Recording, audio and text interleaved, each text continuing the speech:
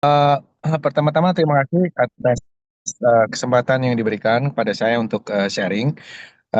Mungkin saya malam hari ini lebih ke storytelling ya.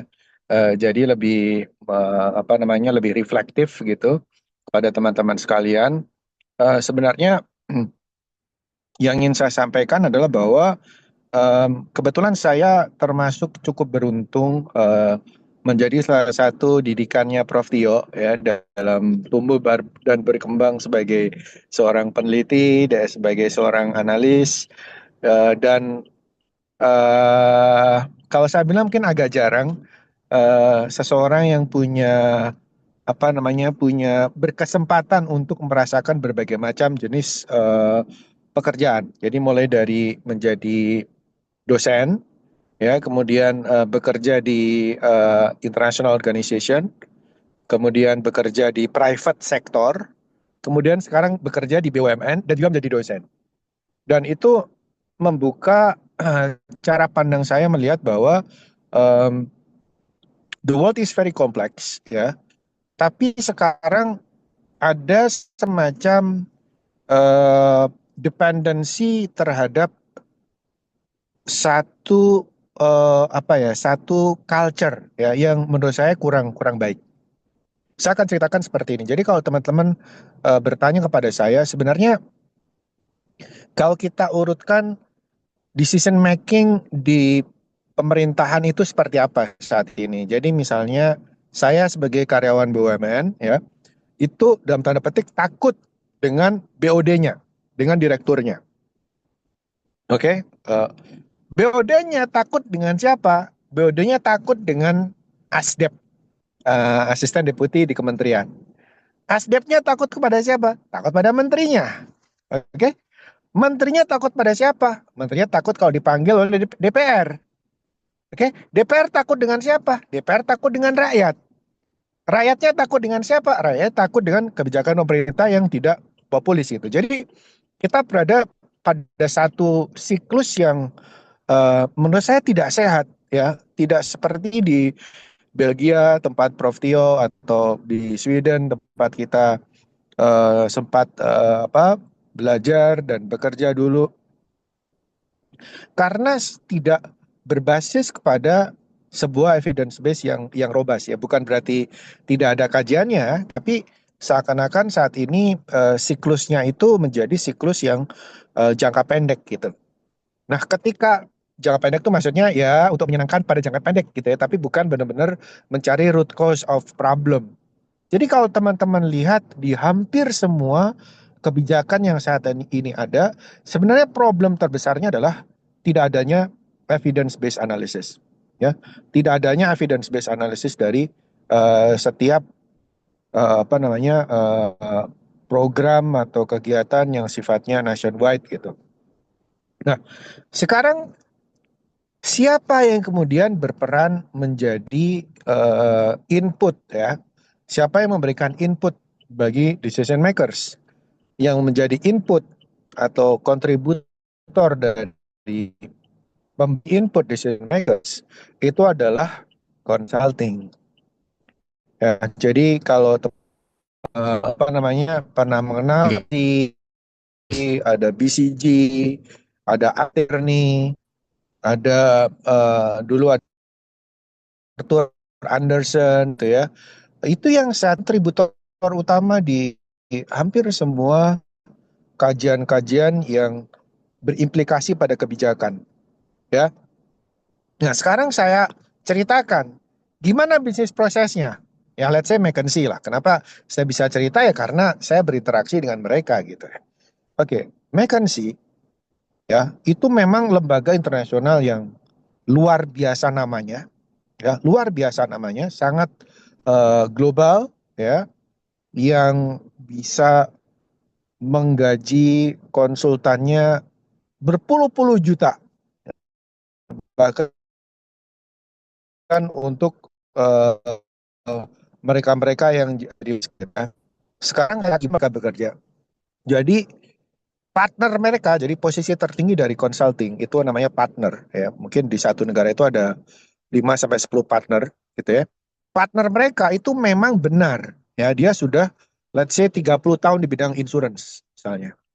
Ya, jadi partner itu yang kemudian mengunci dari kliennya, kementerian kah atau BUMN kah gitu ya. Sampai kemudian kliennya oke, silakan apa namanya McKinsey melakukan kajian. Dan teman-teman kalau misalnya tanya, ini boleh nggak sih cerita gini, Pak Tio? Saya takutnya agak sensitif. Moga-moga nggak ini ya. Ini untuk basis pembelajaran ya, karena topiknya adalah Ya, statistik for consulting. Saya pengen yes, cerita gimana sih consulting world itu kayak apa gitu. yes. Nah, jadi kemudian kalau misalnya si partnernya sudah ketemu sama kliennya, ya, maka jangan dipikir kerja dengan McKinsey itu 100 juta gitu ya. Bisa puluhan M untuk satu pekerjaan yang mungkin 4 atau 5 bulan bekerja gitu ya. Nah, sekarang I will tell you how do they work. Begitu partnernya, begitu partnernya dapat pekerjaan, yang mengerjakan itu bukan partner, oke? Yang mengerjakan itu adalah fresh graduate. Dan most of the time, ya, most of the time itu orang India, ya, atau orang China, ya, China, Singaporean Chinese atau Hong Kong Chinese gitu ya. Atau ya fresh graduate dari beberapa kampus di Indonesia. Ya, saya ceritakan ke kalian, benar ya mereka kerjanya luar biasa. Rodi ya, kalau misalnya McKinsey itu punya satu project dengan suatu institusi, mereka akan punya satu ruangan khusus yang mereka pakai 24 jam. Jadi mereka makan, tidur di situ, mereka punya logistik ada di situ gitu ya.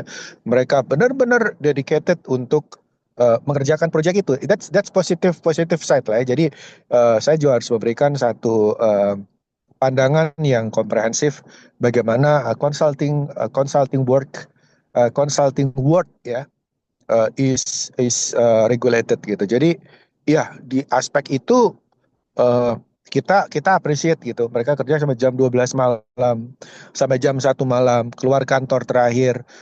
Nanti jam 9 pagi udah sampai lagi di kantor gitu ya. In a way juga agak nggak sehat sebenarnya apa pola hidup mereka. But I don't care dengan itu. Ya itu pilihan lah ya. Kamu bekerja dengan apa namanya dengan ritme pekerjaan seperti itu, that's your choice.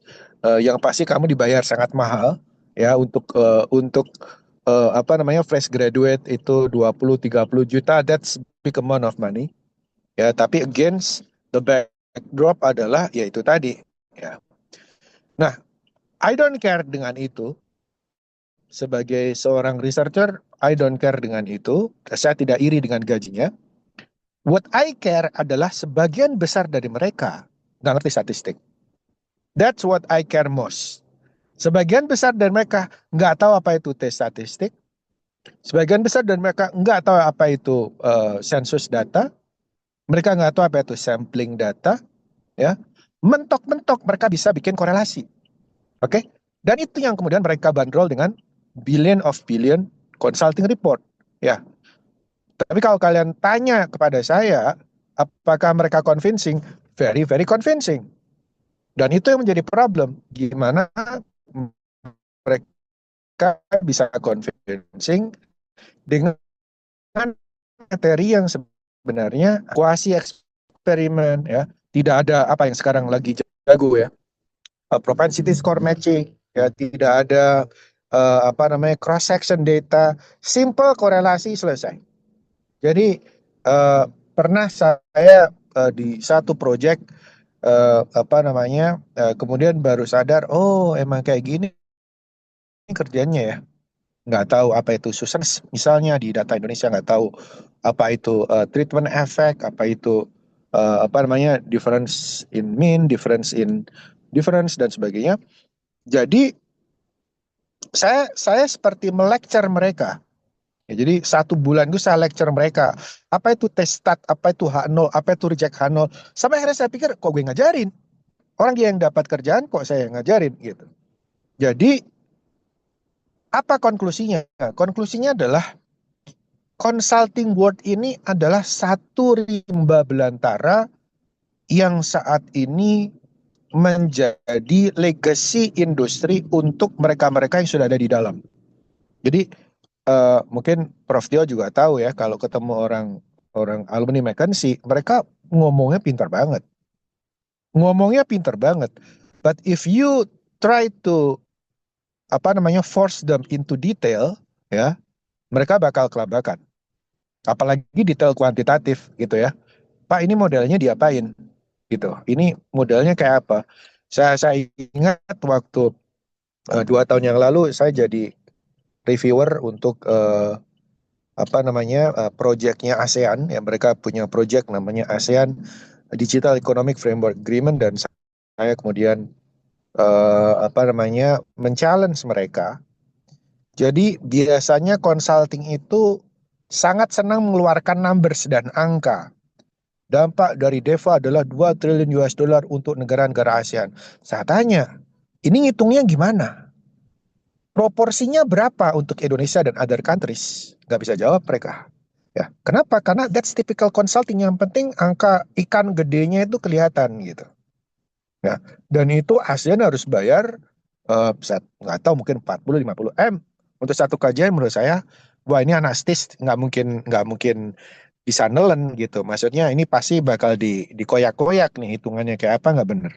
Gitu. Jadi saya sangat senang sekali ketika Prof Tio menjelaskan ada mata kuliah ini. Saya pikir um, consulting based on evidence base itu mesti dikembangkan ya. Saat ini ya tentu ada LPM UI, misalnya ada CSIS, kemudian ada beberapa consulting yang very much into evidence base ya, tapi tidak terlalu komersial gitu ya.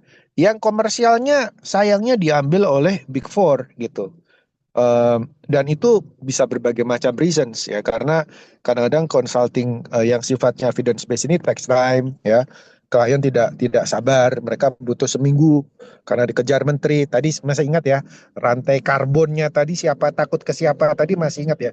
Kenapa kemudian kadang-kadang di consulting world itu yang ada adalah project-project loro jonggrang ya. Kalau kalian nanti udah ketemu sama teman-teman kalian yang kerja di BUMN, selalu dibilang, ini kapan deadline-nya? Deadline-nya kemarin. Setiap kerjaan deadline-nya kemarin gitu. Jadi akhirnya nggak mungkin untuk punya waktu untuk benar-benar melakukan kontemplasi dan benar-benar melakukan robust analisis untuk mengeluarkan kajian yang bagus. Nah, itu mungkin blok pertama. Nah, yang kedua, terus kemudian apa yang bisa kalian lakukan? Oke, apa yang bisa kalian lakukan? Nah, sekarang dengan menjamurnya peranan riset riset ya. Jadi kalau zaman saya dulu, saya lulus tahun 2000, lulus S1 tahun 2002, itu periode di mana jadi lulusan ekonomi ya, walaupun ekonomi UI pun itu nyari kerjaan susah. Kenapa? Karena ekonom UI zaman itu ya, kalau nggak kerja di CSIS, kerja di LPM, atau kerja di kampus, ya udah dan gitu ya. Tapi sekarang ya, dengan opsi yang makin banyak ya, peranan ekonom dan researcher itu nyebar kemana-mana ya. Tidak ada satupun bank yang sekarang tidak punya researcher ya.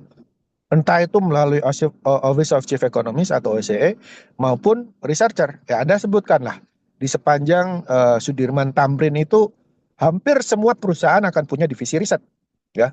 Mulai dari insurance banking, saya punya mahasiswa yang baru keterima jadi researcher di Pertamina ya. Jadi perusahaan-perusahaan yang traditionally mereka nggak punya researcher, sekarang mereka punya researcher gitu. Yang artinya apa? Artinya makin ke sini makin dibutuhkan evidence based analysis. Nah, kembali ke topik yang tadi saya ingin sampaikan, apa yang bisa kalian lakukan ya? Yang bisa kalian lakukan itu ada beberapa. Yang pertama adalah mengoptimalkan data-data yang sampai saat ini banyak tidur. Ya, jadi mohon maaf ini mungkin sedikit saya kritisi ya. BPS itu punya berbagai macam data, tapi datanya ditidurkan.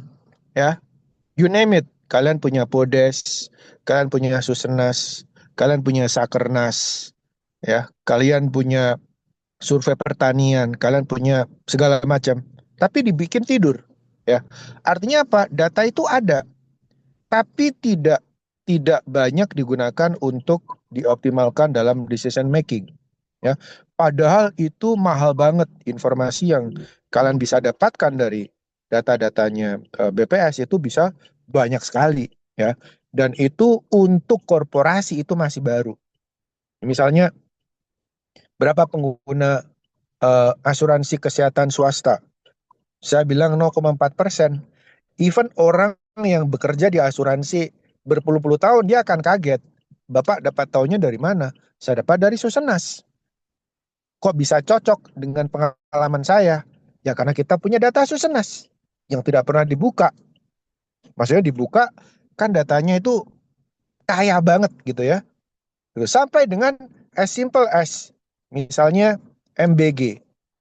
Coba kalau kalian diminta masukan oleh Pak Prabowo terkait MBG, ya, how can you use data BPS untuk membantu MBG biar berhasil? Gimana, Mas Norman Maulana? Kalau kamu ditanya oleh apa namanya, ada temannya Prof Tio itu namanya Mas, siapa namanya yang baru diangkat oleh Pak Presiden, Mas eh, kok saya jadi lupa namanya. Siapa? Oh, ini Dirga Yuza, Yuza. Dirgayusa, ya misalnya Mas Dirgayusa gitu ya, bertanya ke Mas Norman, tolong bantuin gue gimana desain MBG. Kalau Norman gimana kira-kira? Dari consulting perspektif, dari riset perspektif, what will you do? Norman. Tapi Norman ini UI ini belajar tentang Susenas nggak ya Norman? Kan ini dari UI nih Pak, oh, Pak Ibra ya. Harusnya kalau Siap, reses ya siap, siap, harusnya siap. bisa respon ya. Ya, ya, oke. Oh, berarti nanti kita jelaskan ya. Oke. Mungkin Nggak apa tadi di case nanti case nanti tadi bisa saya tuh jelas. Norman harusnya bisa Oke. jawab. Nggak harus any Nah, Norman. any data lah. What do you think, Norman?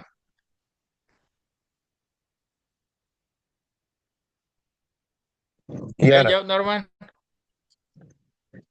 Coba. Ya, ayo, nggak ada jawaban yang salah nih. Nggak ada jawaban yang salah. Iya. Gimana kira-kira? What's wrong with MBG? First of all, from okay, from mathematical perspective, from statistical perspective gitu ya.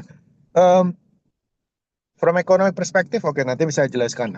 Saya bilang nggak what's wrong ya, tapi dari sisi desain risetnya, apa yang mungkin kalian bisa kasih masukan? Ini ada Farhan Gimnasiar ini anaknya Agim bukan? Iya. Farhan. Bukan, Mbak. Iya benar. Norman gimana? Farhan kamu jawab coba tadi.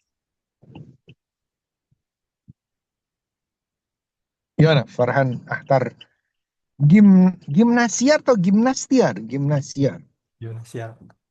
Kalau saya mungkin lebih ke arah karena persebarannya ya. Kalau MBG itu Ya, sendiri kan betul. eh, karena skopnya itu satu Indonesia, jadi yang saya fokuskan mungkin di desentralisasi. Karena kan Betul. pengawasannya agak sulit ya untuk satu Indonesia.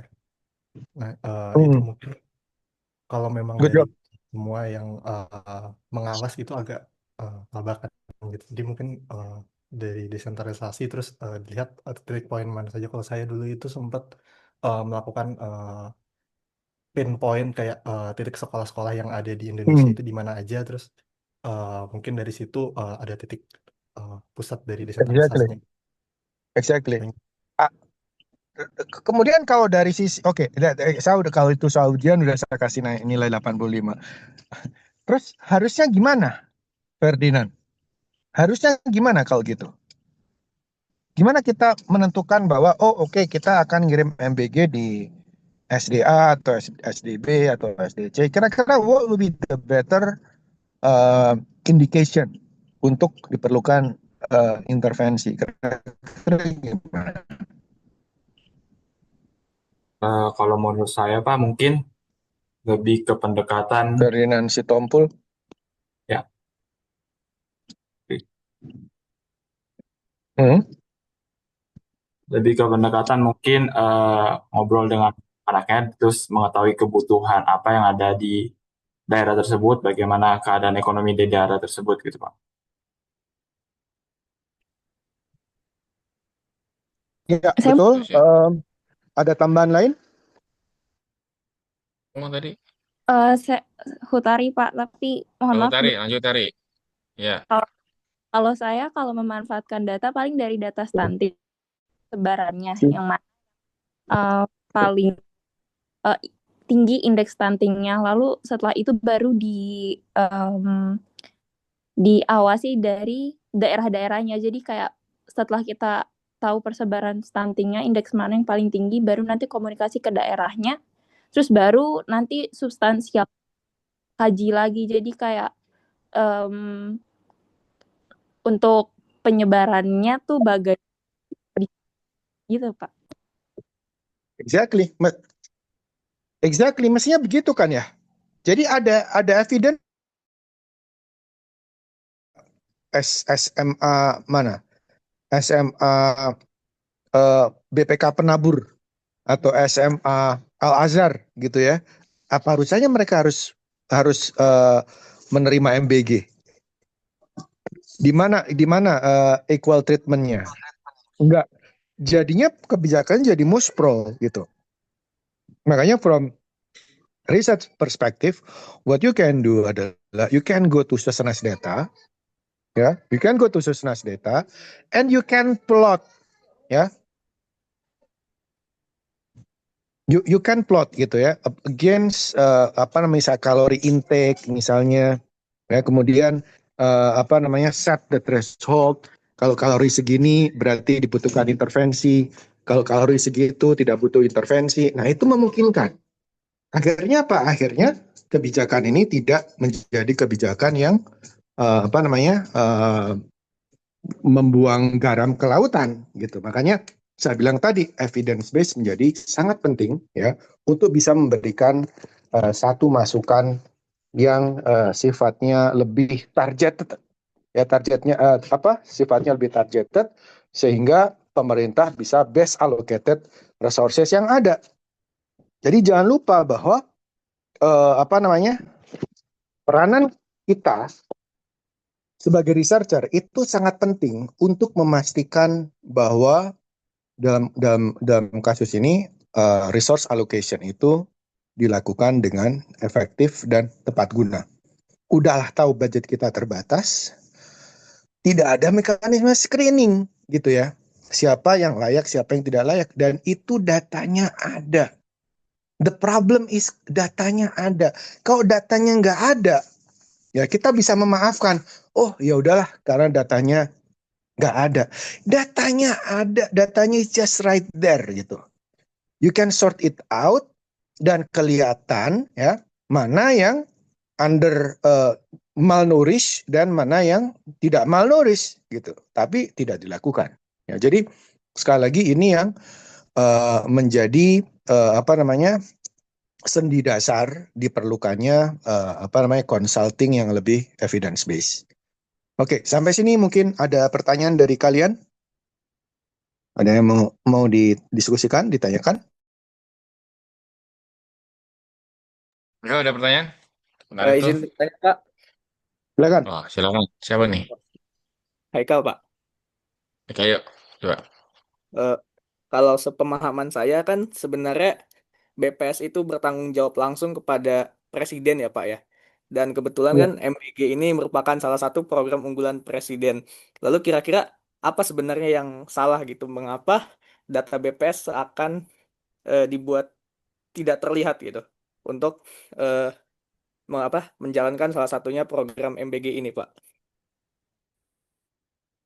Ya, Ya, kalau menurut saya, oke, kita masih memisahkan antara political decision making dan strategic decision making ya. Karena saya yakin pasti BPS juga ngasih masukan gitu ya. Cuman kalau saya bilang in ideal world ya, karena kadang-kadang kalau kita sudah masuk kepada apa namanya political decision making process, itu tidak serta merta seindah yang kita pelajari juga gitu ya. Walaupun Prof dia udah ngasih masukan, ya mungkin presiden atau siapapun stakeholders terkait itu memiliki kepentingan untuk menjaga agar kebijakan ini jalan. Dan itu hal yang wajar ya. Artinya memang masing-masing pemerintahan ingin membuat legacy ya kepada masyarakat, kepada voters ya, kepada stakeholders terkait ya. Sama juga Pak Jokowi ya baru ketahuan, oh ternyata WUS itu utangnya baru akan lunas berapa, 75 tahun atau 100 tahun misalnya. Dan itu udah tahu juga ya.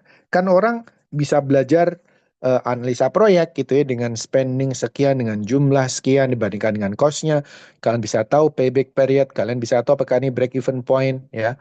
Easily so ya, almarhum Faisal Basri bilang, wah ini sih gimana sih, ini sih nggak mungkin break even dalam waktu dekat. But kadang-kadang political decision is political decision. Ya, ini nggak cuman cost and benefit analysis. What I'm trying to discuss with you today adalah the ideal world-nya. Kalau misalnya ideal world-nya terjadi, maka decision making process itu harus apa namanya berdasarkan evidence base, dan evidence base itu sayangnya ya banyak sekali yang men-skip sumber data yang sebenarnya tersedia di Indonesia. Mungkin itu sih poin yang ingin saya sampaikan.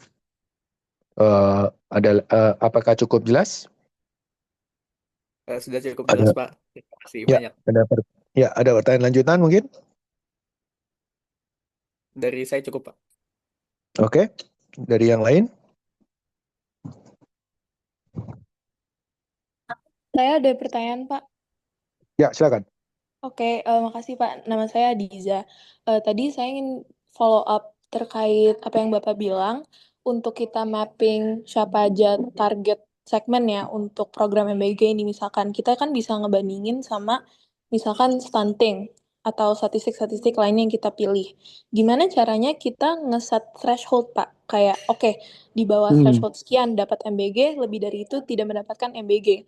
Terus Ya. kalaupun kita udah set thresholdnya, kayak aku kurang paham juga ya, mungkin ada teori politik di belakangnya, tapi bukankah itu juga akan mengakibatkan ketidaksetaraan, semacam gap, kayak middle class gap yang sering dihadapin sekarang? Itu sih, Pak. Alright. Ya, itu nanti bisa apa namanya bisa standar yang kita pakai bersama ya. Ada standar apa namanya standar angka kecukupan gizi misalnya, dan of course statistician atau researcher harus ngobrol dengan ahli yang lain ya. Tidak cukup kita tentukan sendiri. The point is, mungkin saya bisa share ya apa yang sempat saya buat. Sebentar. Ada di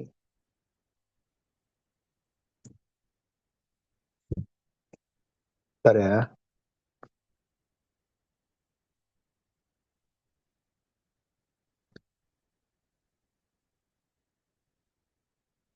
Sebentar, saya kirim di mana ya? Wait. Oke.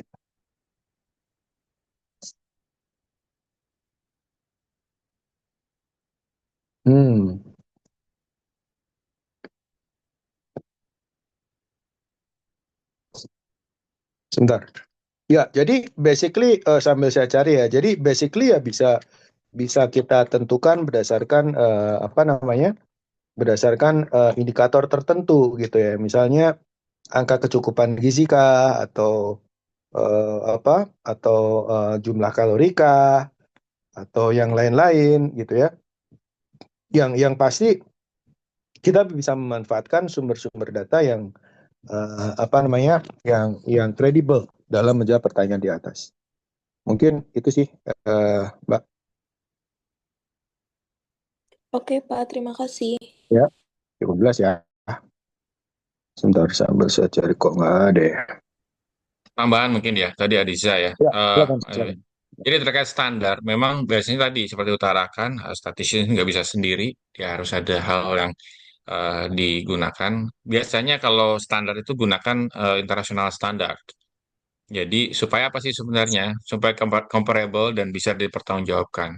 Nah, biasanya memang international standard itu tadi seperti ya ada level tertentu lah, level mana yang boleh dikatakan dia itu high, low dan sebagainya. Nah, international standard itu biasanya nanti kita akan mengacu ke kalau simpelnya misalkan ada lembaga internasional yang memang di UN ya misalnya UN United Nations Statistik Division yang memang memberikan standar misalkan yang disebut sebagai eh, apa unemployment itu seperti apa dan sebagainya. Makanya kita apalagi kalian kan bicara pernah kita diskusi terkait big data ya saat ini saya khusus riset saya lah. Itu yang kita tanyakan adalah standar seperti apa terkait quality. Supaya apa sih sebenarnya? Supaya standar itu comparable dan bisa dibandingkan dengan tidak hanya bicara negara lain ya, tapi juga antar waktu, antar wilayah supaya itu bisa punya konsep dan definisi yang sama antar wilayah. Itu sih sebenarnya.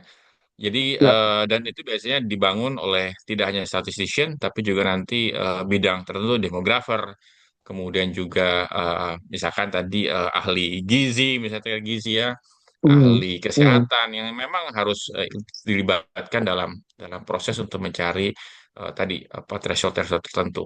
Itu mungkin Ya, ya. tambahannya. Itu biasanya Setuju, setuju. itu Setuju, Prof. cukup banyak, cukup banyak.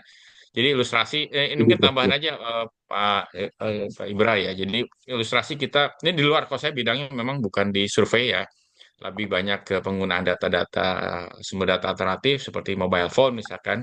Itu kita Hmm. menggunakan karena ini belum ada semacam guidance karena memang baru gitu ya guidance dari internasional guidance bahkan Indonesia kalau dilihat itu menjadi salah satu yang menjadi untuk mobile posting data untuk statistik Hmm. pariwisata misalkan itu menjadi salah satu kiblat untuk untuk menjadikan sebagai semacam SOP atau guidance ya atau panduan untuk menggunakan mobile processing data. Dan kalau dilihat memang MPD itu cukup lama karena kita membutuhkan tadi riset berbasis data, berbasis evidence. Tidak hanya misalkan basis perasaan atau basis politikal gitu ya, tapi basis evidence yang nanti bisa dipertanggungjawabkan terkait dengan metodologi yang ada. Misalkan nanti Gus, jadi saya akan terkait AS data shipping itu saya akan Hmm. kita sudah beberapa publish untuk beberapa jurnal misalkan.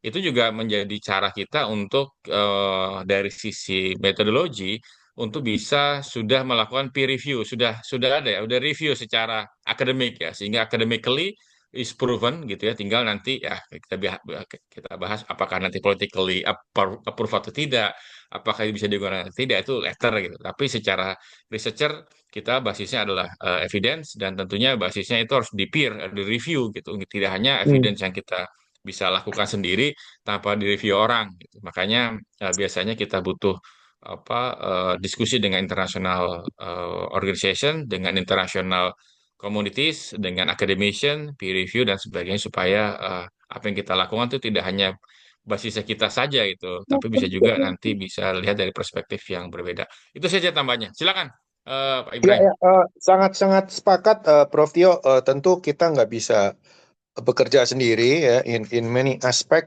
tentu harus ada kombinasi antara researcher, antara data analis dan subject matter ya. Dan itu juga penting ya. Itu juga penting untuk nanti kalian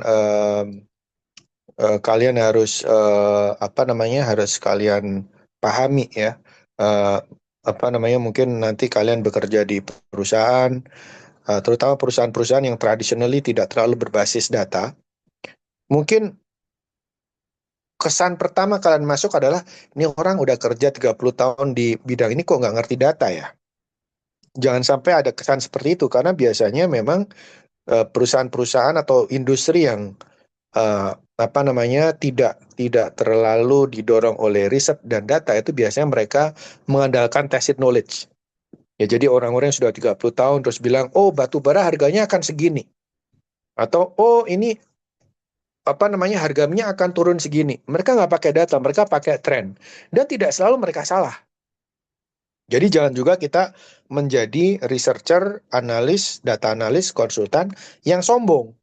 Ya, jangan sampai. Jadi benar bahwa data is important, data is a navigator, tapi data juga harus dikompromis dengan tacit knowledge dari orang-orang. Ya, apalagi di era yang penuh dengan ketidakpastian. Ya, kalian pasti tahu apa bedanya konsep overfitting. Kalian tahu ya overfitting ya. Overfitting itu terlalu percaya dengan tren, kemudian kalau saya ngasih apa namanya ngasih analogi itu, overfitting itu adalah mobil-mobil Formula 1 yang nggak bisa belok mendadak. Kenapa? Karena mereka percaya trennya lurus, ya. Percaya bahwa Arimanya akan ke sana, percaya bahwa Sarima atau Sarimax atau whatever forecasting kalian akan lead to particular direction. Nah, yang kemudian kalian harus garis bawahi adalah bahwa di era sekarang itu sebagian besar data tidak semulus, ya, tidak semulus periode-periode saya dan Prof. Tio growing up. Tandanya apa? Tandanya adalah kalau misalnya kalian, saya nggak tahu apakah kalian pernah buka Bloomberg ya. Kalau kalian misalnya pernah baca data Bloomberg ya, Bloomberg itu akan ada satu channel yang disebut dengan Bloomberg Consensus. Jadi Bloomberg Consensus itu menyatakan bagaimana konsensus dari 20 atau 30 data analis terhadap pergerakan ekonomi ke depan. 5 tahun, 10 tahun yang lalu, Bloomberg Consensus itu benar-benar bisa ditebak. Mungkin deviasi antara satu dengan yang lain. Jadi kalau kalian masuk Bloomberg Consensus itu ada hitungannya BNI Research, BRI Research, Mandiri Research, BCA Research, JP Morgan Research, Citibank Research gitu ya. Ini semua riset itu dijadikan satu, kemudian si Bloomberg akan melakukan collection, standar deviasinya 0,1, 0,2 untuk pertumbuhan ekonomi. Termasuk mereka mengcompile IMF Research, ADB Research, OECD Research, dan sebagainya. Untuk particular indikator. Sekarang, kalau kalian lihat Bloomberg Consensus itu deviasinya bisa gede banget. Ya, kenapa? Karena itu tadi, karena semakin banyak uncertainty yang terjadi. Makanya seperti tadi Pak Prof. Tio sampaikan, for particular specific subject matter, statistician, mathematician, data analyst, ya, itu nggak bisa kerja sendiri. You have to talk, you have to listen, and you have to talk. Gitu. Oke, jadi itu ya. Nah, kembali ke tadi, ya ini misalnya kajian yang kita lakukan terkait dengan baselining, ya. Yang warna hijau-hijau ini kebutuhan kalorinya relatif tercukupi, yang warna merah-merah ini kebutuhan kalorinya relatif tidak tercukupi. Kemudian misalnya kita ranking, ya, ini daerah-daerah dengan kalori per kapita terendah, ya, biak, ya. Kemudian Rotendao, ya, Nduga, ya, sebagian besar Indonesia Timur. Kemudian daerah dengan kalori tertinggi ada Toba, ya, ini ikan nih. Kemudian ada Kelungkung, Bali, Lahat, dan sebagainya. Jadi kita lakukan analisa, kita bisa lihat misalnya by decile, ya. Tadi kalau Prof. Tio bilang international standard, itu sangat mungkin dilakukan, atau kalau nggak by decile. Kemudian target intervention bisa difokuskan dengan staging proses. Oke, budget APBN hanya segini. Let's go ke decile 1. Jadi mereka-mereka yang berada pada very very poor condition. Oke, udah selesai decile 1. Oke, sekarang go ke decile 2 dan sebagainya. Kalau kayak gitu, program akan lebih targeted dan penerimanya akan menjadi penerima yang benar-benar membutuhkan. Mungkin itu ya, salah satu kontribusi kita di riset dan data analisis. Ada pertanyaan lain mungkin? Pak, saya mau bertanya. Ya, silakan. Saya Fani, saya ingin tanya Pak, tadi kan Bapak membahas tentang standar internasional dan juga standar Indonesia. Nah, saya sebagai mahasiswa itu saat bikin research terkadang bingung Pak mau ikutin standar internasional atau standar Indonesia yang udah ada dan udah diproses oleh suatu badan, tapi waktunya itu lama, misalkan 10 tahun atau 5 tahun dia memakai standar Ya, yang udah lama banget. Kalau misalkan sebagai konsultan, Bapak mengolah data, ada dua standar nih Pak, standar terbaru yang internasional dan ada standar lama Indonesia.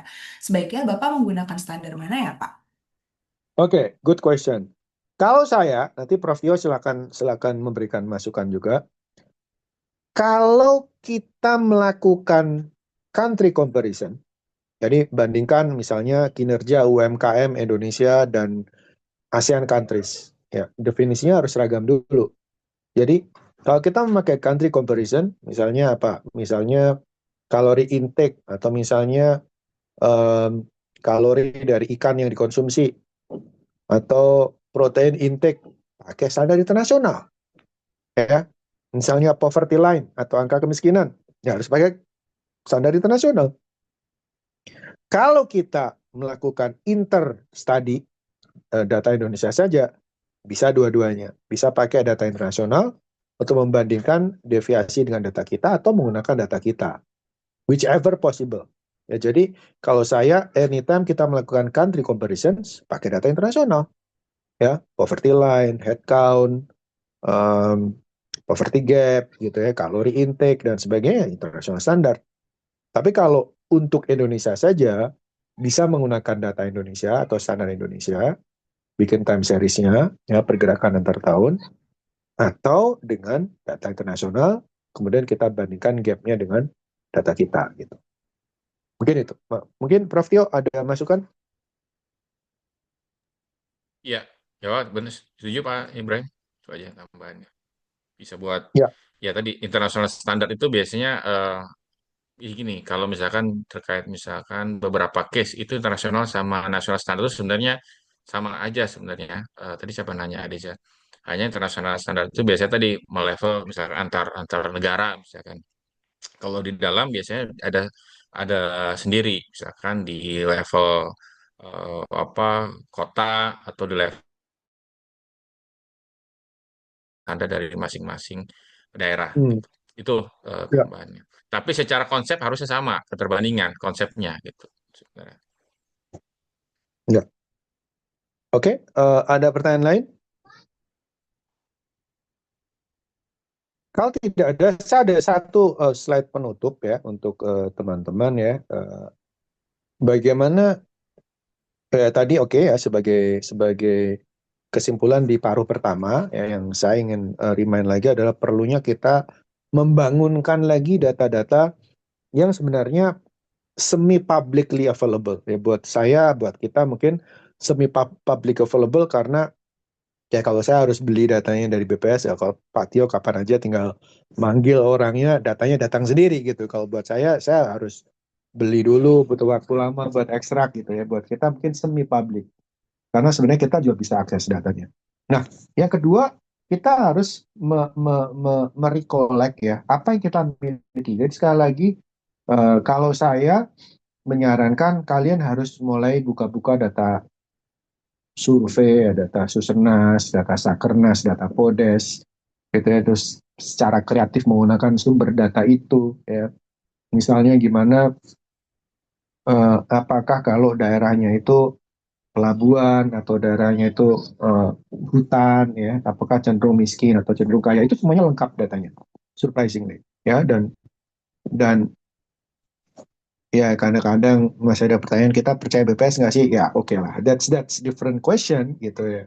Apa namanya? Saya selalu percaya bahwa there is no perfection in data collection ya.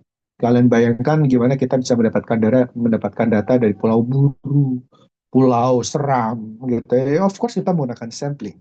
Ya, dan sampling itu akan selalu memiliki margin of error, and that is accepted gitu. Kalian belajar statistik, kalian tahu bahwa margin of error itu ya bagian dari keniscayaan karena kita tidak bisa mendapatkan populasi data. Oke, jadi bangunkan data-data yang kita punyai, ya BPS punyai sehingga datanya lebih tahu terhadap berbagai macam fenomena yang kalian ingin tahu. Ya, data BPS itu lengkap. Kalian bisa nanya masalah pensiun, insurance, banking, kepemilikan emas, gitu-gitu ya, kepemilikan konsumsi, segala macam.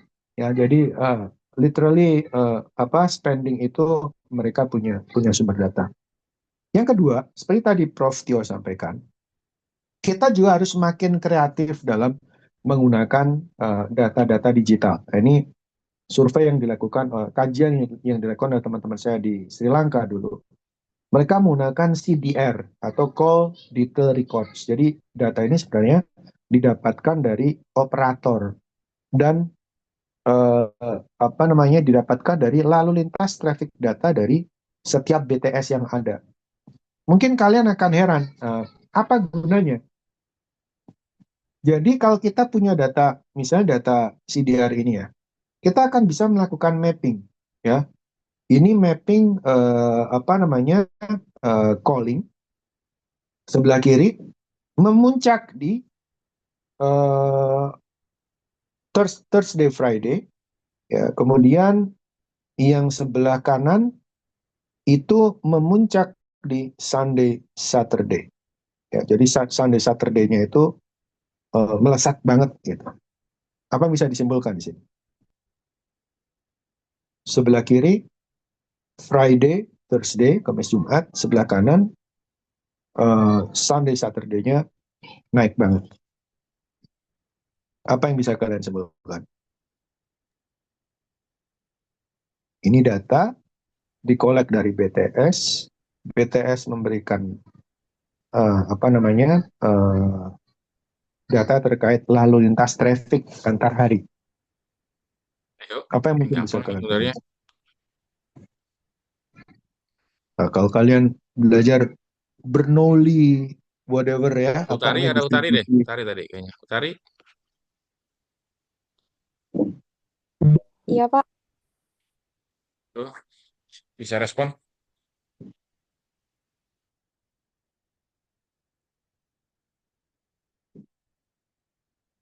Apa kira-kira?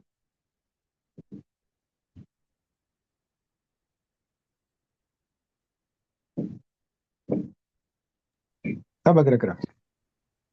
Yang sebelah kiri merepresentasikan daerah apa? Yang sebelah kanan merepresentasikan daerah Utari, apa? silakan. Kalau antara yang kiri sama yang kanan ini berarti beda daerahnya ya, Pak? Benar, beda daerah. Berarti kalau yang kiri ini lebih restricted gitu, kayak untuk karena dia ini sinyal kan ya, Pak? Ya, traffic. Jadi vertical axis-nya adalah mobile spending. Nah, berarti yang di wilayah kiri ini lebih restricted untuk di weekend. Oke. Itu bisa aja di wilayah yang metropolitan yang mana sinyalnya itu di setiap harinya lebih stabil. Oke. Bisa. Ada cara pandang lain nggak? Kalau kamu melihat kiri dan kanan, apa likelihood-nya apa? Oke, kayak misalnya gampangnya gini deh. Kampus UI itu kira-kira kiri apa kanan? Kampus UI Depok.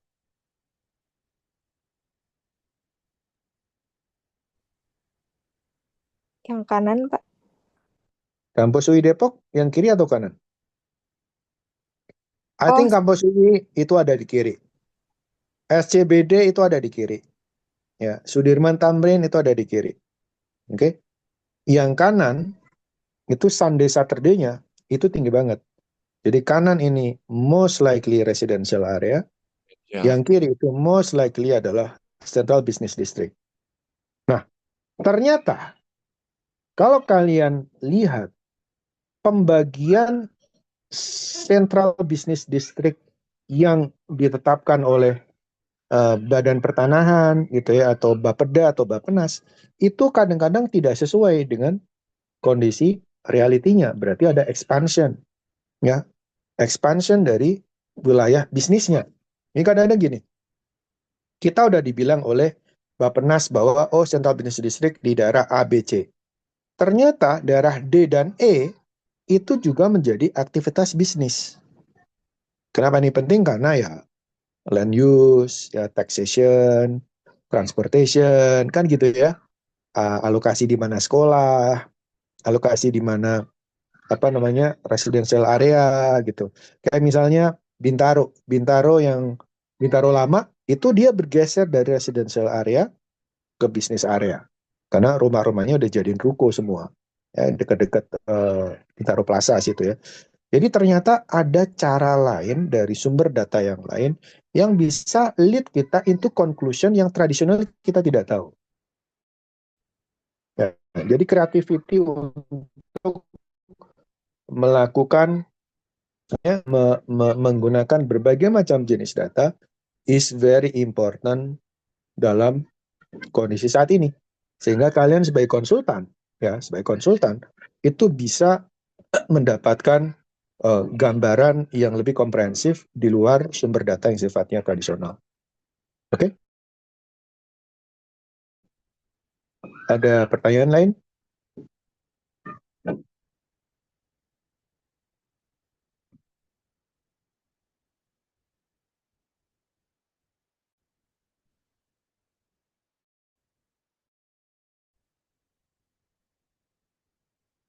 Oke, tambahan apa? Ya. Kebetulan saya juga tim di situ yang disebut sebagai metropolitan statistical area. Maksudnya gitu. Jadi area-area mana yang disebut metropolitan itu mungkin batas-batasnya dulu pakai survei, gitu mungkin Pak Ibrahim. Tapi Betul, kemudian betul. dengan gunakan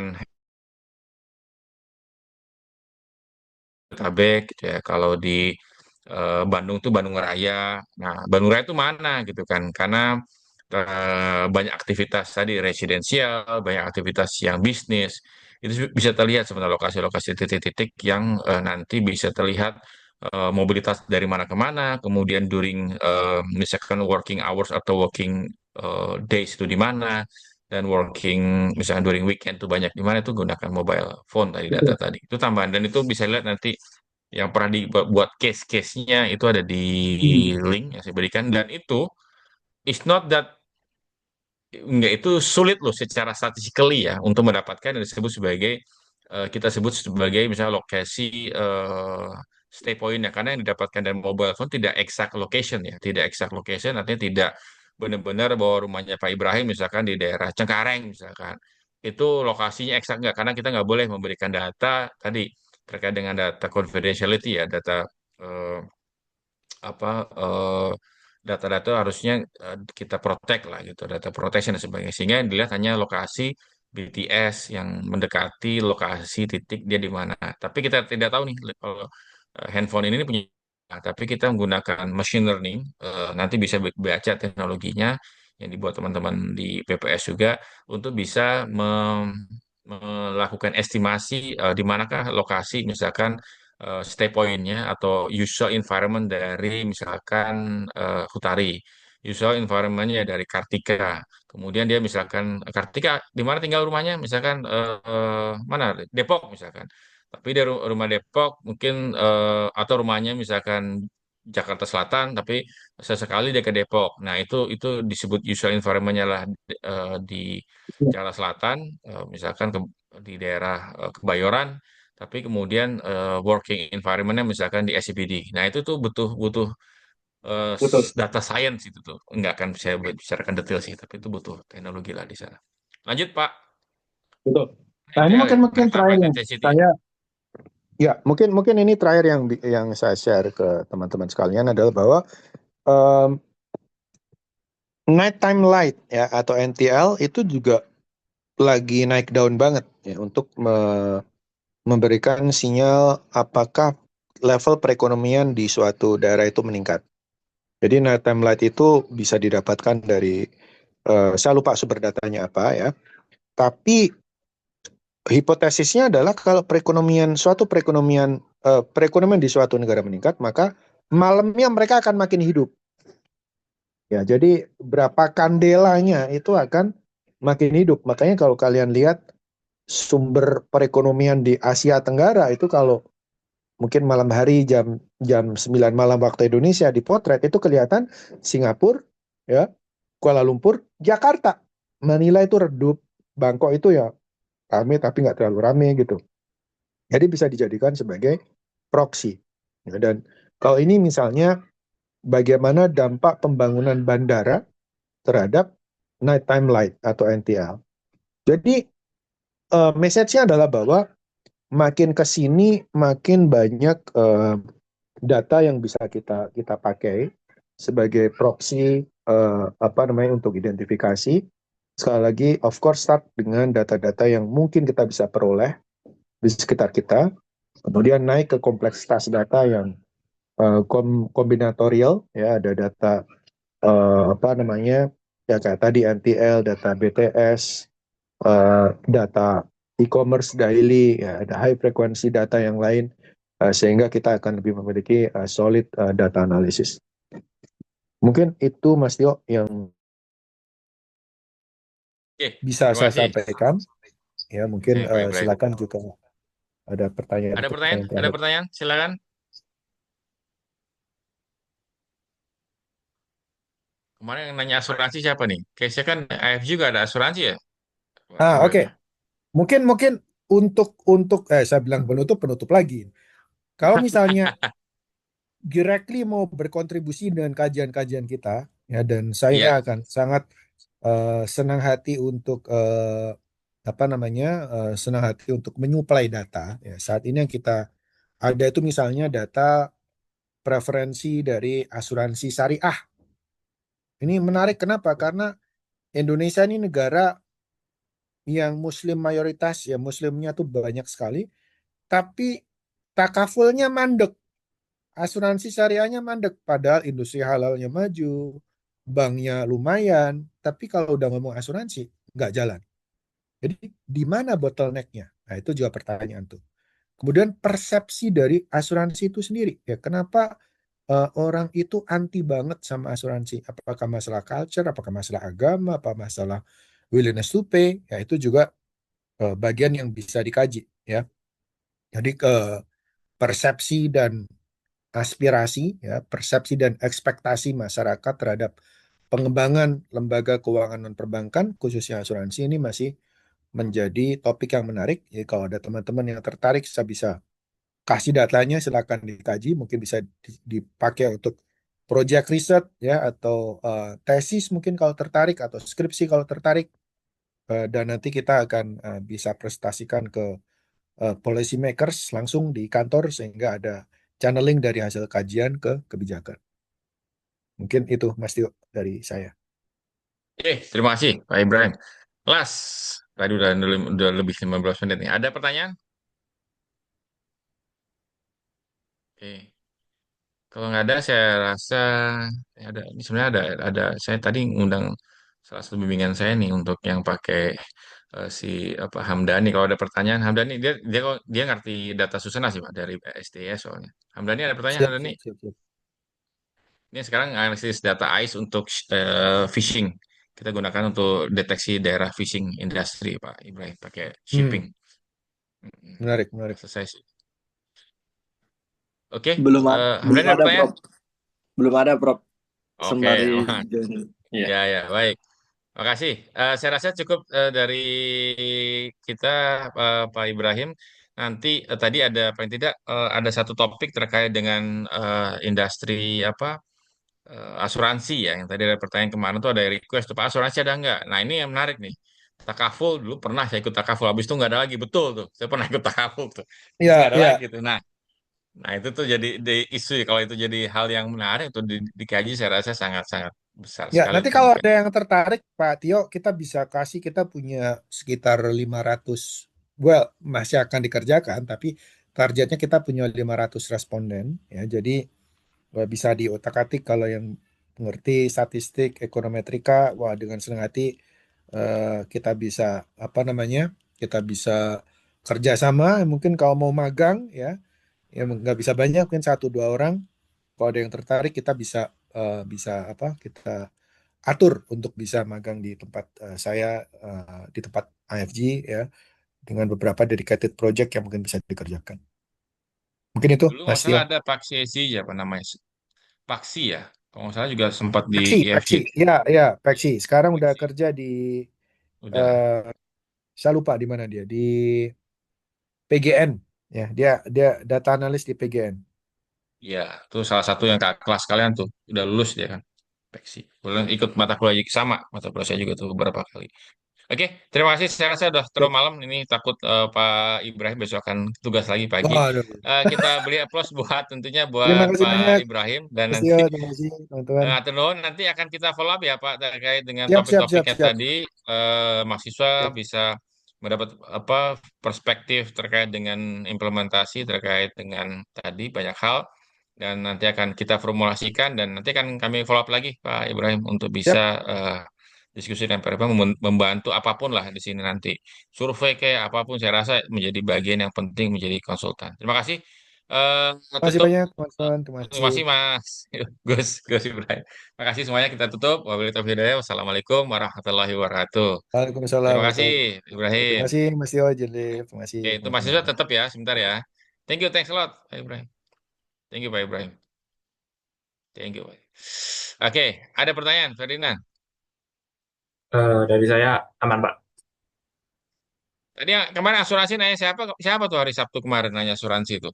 Eh, Nggak jawab Par- tuh kemarin. Ada yang nanya kan? Paris, Paris kalau nggak salah, Pak. Anak aktuaria. Oke, untuk UTS-nya nanti akan saya berikan. Saya udah buat sih. Intinya gini, UTS-nya adalah tertulis dan tidak terstruktur ya. Artinya kalian nanti saya berikan dan dikumpulkan pada saat deadline, which is maybe sekitar 1 week setelah ini.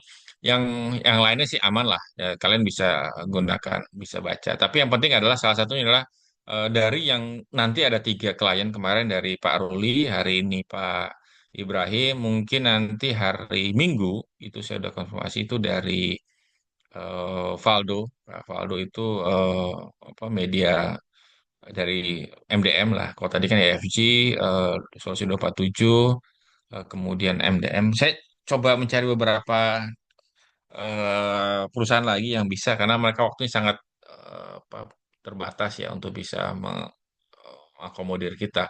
Tapi dari yang 3 tadi, saya minta kalian untuk bisa melihat kira-kira apa saja sih yang bisa jadikan project buat dari sisi perspektif statistik, matematik, kemudian asuransi untuk membantu setiap perusahaan-perusahaan tersebut. Itu sih. Dan itu individu beda-beda bisa perspektifnya mirip gitu, tidak boleh sama, mirip atau mungkin bisa usulan sesuatu yang berbeda dari yang sudah dipresentasikan, tapi dengan melihat dari profil dari perusahaan-perusahaan tersebut.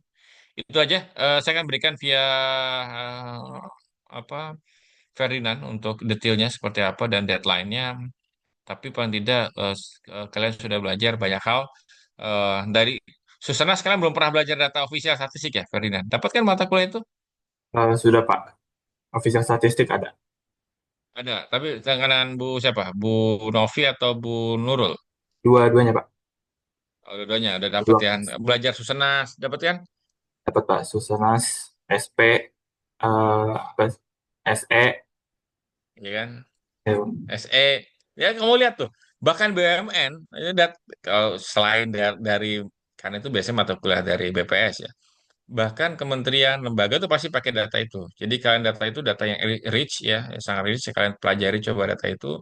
Tadi kalau dibilang misalkan Pak Ibrahim misalkan itu berbayar, memang secara regulasi data itu bisa harus apa kalau diakses oleh masyarakat itu ada 2 skema secara garis besar. Ada yang disebut dengan nol rupiah, jadi dengan pola kerjasama baik itu biasanya kampus tuh bisa mendapatkan 0 rupiah, sedangkan untuk masyarakat lain, masyarakat yang misalkan bisa bisnis atau perusahaan itu biasanya menggunakan PNBP, penerimaan negara bukan pajak. Ya, data itu bisa diakses dengan PNBP itu tidak masuk ke BPS ya, tapi ke negara dan itu memang secara apa regulasi digunakan. Dan itu biasanya nanti kalau Bapak Ibu dosen itu biasanya udah punya akses dengan data-data tersebut.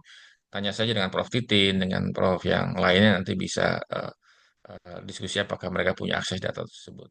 Untuk STS juga sama, kita punya akses datanya gitu ya. Artinya dengan by regulation dan juga dengan bersurat lah, kita harus melakukan kegiatan memperoleh data tadi untuk bagian proses untuk kita apa namanya accountability ya, supaya memastikan bahwa data itu bisa diakses, ada NDA-nya dan sebagainya. Oke, itu saja dari saya. Ada pertanyaan, Ferdinand? Teman-teman yang lain, atau mahasiswa yang lain? Kartika, Farhan, Dava, ada? Pada tidur kali ini. Hadir, Pak.